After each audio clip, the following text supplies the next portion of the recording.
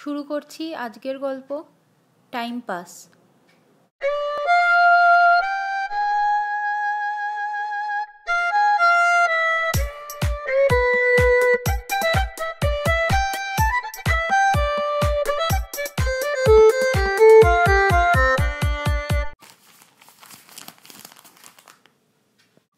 প্রিয় বৃষ্টি, কেমন আছো? নিশ্চয়ই খুব ভালো। হ্যাঁ, আমি যখন পাশে আছি আর ভালো না থেকে উপায় কি? আমি কিন্তু তোমার মতো অত কাব্য করতে জানি না, তাই পত্র দ্বারা ভালোবাসার ত্রুটি মার্জনীয়।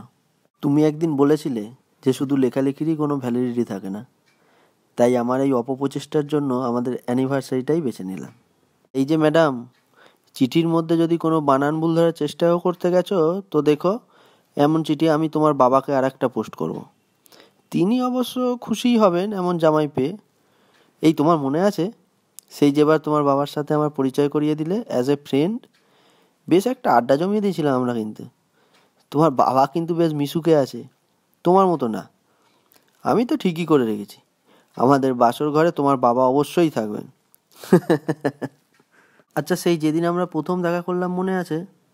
বাপরে, আমি তো পুরো চাপ খেয়েছিলাম। তুমি বরং একদম সাবলীলই ছিলে।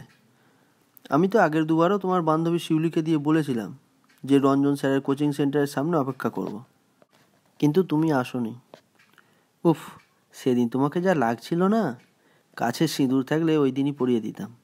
তোমার ওই হালকা সোনালি চুলে একটা চোখ প্রায় ঢাকাই পড়ে গিয়েছিল, আর লাল গোলাপের মতো ঠোঁটটা যেন শুধু আমার দিকেই তাকিয়েছিল। তোমার একটু হাসি দেখার জন্য ওই দিন কিন্তু আমাকে প্রায় 20 মিনিট অপেক্ষা করতে হয়েছিল। শেষে যখন দেখলাম, মনে হলো এই হাসিটার জন্য আমি সারাটা জীবন অপেক্ষা করতে রাজি আছি। সব ভালো ছিল সেই দিনে তোমার ওই মিষ্টি ঠাট্টাটাও দারুণ ছিল। সেই চলে যাওয়ার সময় যখন আমি জিজ্ঞেস করলাম, মনে পড়ছে? বললাম না কেমন লাগলো আমাকে, তুমি বললে টাইম পাসের জন্য খারাপ না। দেখতে দেখতে কতগুলো দিন কেটে গেল বলো। তবে যাই বলো, এখন কিন্তু আমি বেশ রোমান্টিক। প্রথম দিকে সেই অভিযোগ আর করতে পারবে না যে আমার মধ্যে কোনো রোমান্টিসিজম নেই, প্রেম নিয়ে আমার মনে কোনো ফ্যান্টাসি নেই। তুমি বলতে প্রেমটা কোনো শারীরিক চাহিদা না, সম্পূর্ণ মনের চাহিদা।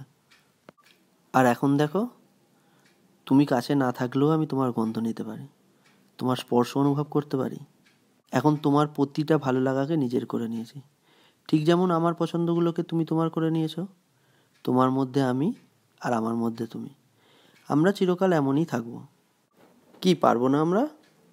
লাভ ইউ সো মাচ বৃষ্টি, হ্যাপি অ্যানিভার্সারি। খুব ভালো থেকো আর সবাইকে এভাবেই খুব খুশিতে রেখো।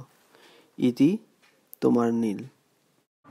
বৃষ্টি, বৃষ্টি, চল চল, সব রেডি। সেই কখন থেকে ডাকাডাকি করছে তোকে, আর তুই এখনো সাজগোজই করে যাচ্ছিস। হ্যাঁ, আসছি, এই তো।